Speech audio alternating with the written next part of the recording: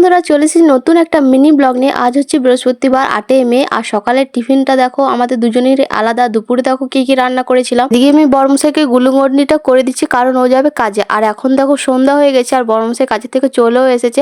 আর আকাশে কত ঝড় উঠেছে আর আমি অন্ধকারে রান্না করছি, কারেন্ট চলে গেছে।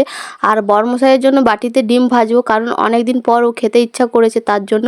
তোমরা কি কেউ খেয়েছো বাটিতে ডিম ভেজে? তো খেতে দেখবে, খেতে ভালোই লাগে। আমি তো খাইনি, কিন্তু বড়মশাই একটু ভালো লাগে বলে। আর এদিকে আমার জন্য রাত্রেবেলা দেখো দারুণ একটা হেলদি খাবার বানাচ্ছি ডায়েটের জন্য। তো তোমরা যারা ডায়েট ফলো করছো তারা এই খাবারটা রাত্রেবেলা বানিয়ে নিতে পারো, পেটও ভরে যাবে আর হেলদিও থাকবে। আর এর মধ্যে আমি ভরে ভরে স্যালাড দিয়েছি।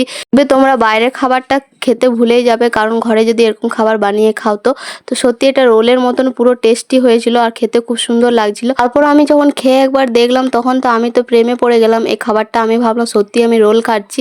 তো এই ভিডিও ভালো লাগলে like comment share and subscribe করে দেবে। Bye by.